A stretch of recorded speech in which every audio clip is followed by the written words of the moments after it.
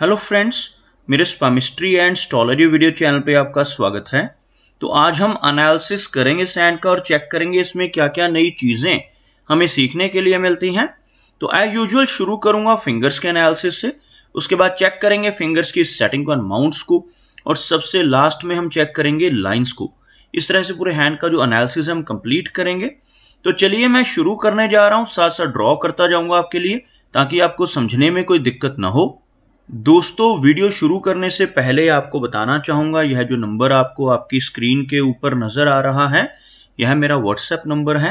अगर आप भी अपने हाथ की वीडियो बनवाना चाहते हैं या फ़ोन कंसल्टेशन लेना चाहते हैं तो आप हमें व्हाट्सएप के ज़रिए, सिग्नल के ज़रिए या फिर टेलीग्राम के ज़रिए मैसेज सेंड कर सकते हैं।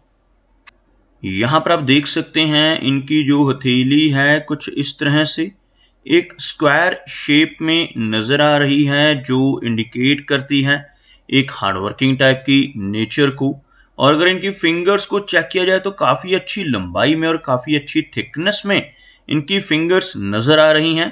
आप यहाँ पर देख सकते हैं इनकी जो मध्यमा उंगली, जिसको हम शनि की फिंगर भी कहते हैं, बिल्कुल स्ट्रेट है। काफ़ी अच्छी लंबाई में इस फिंगर का होना दर्शाता है कि ऐसा व्यक्ति काफ़ी मेहनती नेचर का होगा, डिसिप्लिन्ड होगा और अपनी इन्हीं क्वालिटीज़ की वजह से जीवन में काफ़ी अच्छी तरक्की कर पाने में भी कामयाब रहेगा। अगर हम इनकी सूर्य फिंगर की बात करें तो आप यहाँ पर देखेंगे यह जो फिंगर है सूर्य की फिंगर कहलाती है। बिल्कुल अच्छी लंबाई में है यह फिंगर। अगर हम इसकी लेंथ की बात करें तो आप यहाँ पर देखेंगे इनकी इस इंडेक्स फिंगर से भी ज़्यादा अच्छी लेंथ में इनकी सूर्य फिंगर नज़र आ रही है। सूर्य फिंगर का अच्छी लंबाई में होना दर्शाता है कि नेटिव का अच्छा सोशल सर्कल रहेगा। इस फिंगर का अच्छी लंबाई में होना यह भी इंडिकेट करता है कि नेटिव की क्रिएटिविटी का लेवल काफ़ी अच्छा रहने वाला है। काफ़ी अच्छी क्रिएटिव और आर्टिस्टिक क्वालिटीज़ ऐसे व्यक्ति के भीतर रहती हैं। इस फिंगर का ज़्यादा लंबाई में होना यह भी दर्शाता है कि नेटिव थोड़ा सा रिस्क टेकर हो सकता है और जीवन में रिस्क लेने से नहीं घबराता, और कई बार तो अपनी धन से जुड़ी इन्वेस्टमेंट्स के मामले में भी रिस्क लेने की टेंडेंसी ऐसे व्यक्ति के भीतर देखी जा सकती है। यहाँ पर आप देखेंगे इनकी सूर्य फिंगर और बुध फिंगर के बीच में आपको गैप नजर आएगा।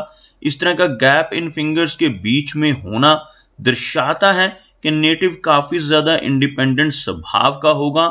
ऐसे व्यक्ति थोड़े से ज़िद्दी भी होते हैं और जो काम करने की ठान लेते हैं उसको कर कर ही दम लेते हैं। कुछ इस तरह का स्वभाव यह गैप देता है और ऐसे व्यक्ति थोड़े रिबिलियन टाइप के हो सकते हैं। अगर हम इनकी बुध फिंगर की बात करें तो आप यहाँ पर देखेंगे बुध फिंगर लेंथ में काफ़ी अच्छी है, लंबाई में कोई भी कमी नहीं है, जिस वजह से कम्युनिकेशन स्किल्स, कैलकुलेशंस करने की क्षमता और बिजनेस एक्यूमेन व्यक्ति के बेहतर रहते हैं। लेकिन यह फिंगर आपको यहाँ पर लो सेट भी नज़र आएगी। थोड़ा नीचे से शुरू होती हुई यह फिंगर इंडिकेट करती है कि नेटिव की नेचर थोड़ी सी शाई रह सकती है। अगर हम बात करें इनकी इंडेक्स फिंगर की, आप देखेंगे अच्छी लेंथ में यह फिंगर, अच्छी थिकनेस यहाँ पर नज़र आ रही है, जिस वजह से नेटिव काफ़ी नॉलेजेबल होता है। अच्छी विजडम ऐसे व्यक्ति की रहती है। दूसरों की मदद करने वाली नेचर ऐसे व्यक्ति की देखी जा सकती है जिनकी बृहस्पति फिंगर अच्छी लेंथ में और थिकनेस में हो और बिल्कुल स्ट्रेट हो। ऐसे व्यक्ति ज्ञानवान होते हैं और समाज में 40 वर्ष की एज के बाद काफ़ी अच्छा मान सम्मान भी ज़रूर पाते हैं।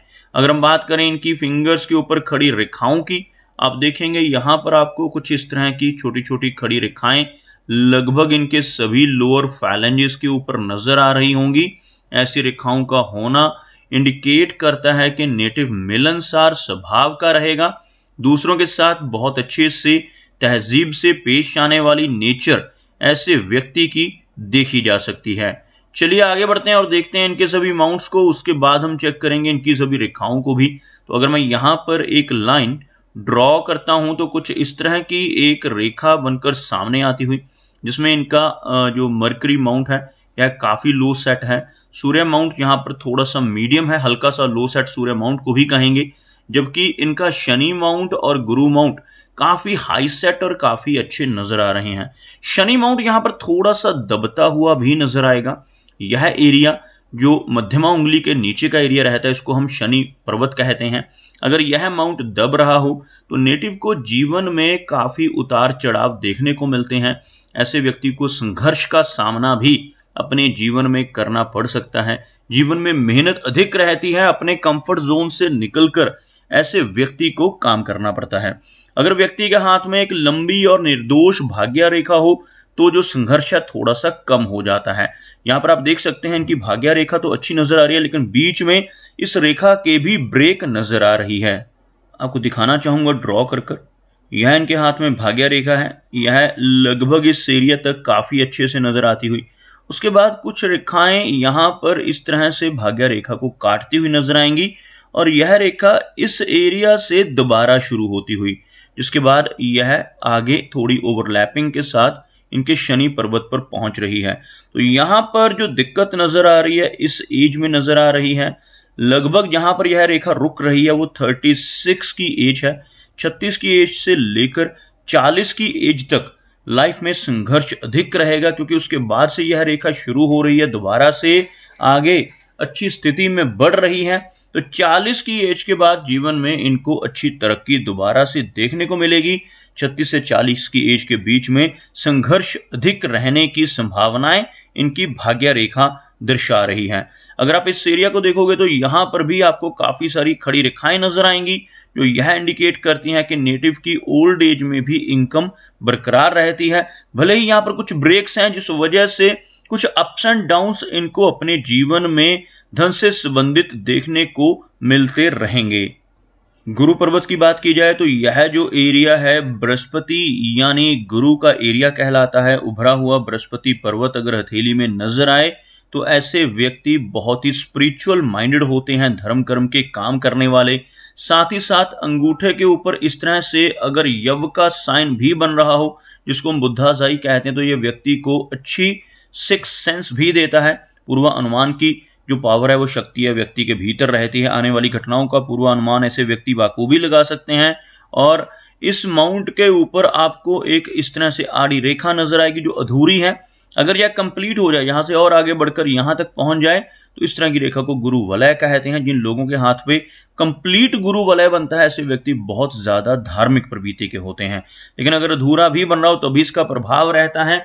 40 वर्ष की एज के बाद ऐसा व्यक्ति धर्म कर्म के काम अधिक करने लगता है, किसी न किसी ऐसी संस्था के साथ जुड़ सकता है जो धार्मिक संस्था हो और लोगों की हेल्प करने वाली नेचर इस तरह की रेखा व्यक्ति को देती है।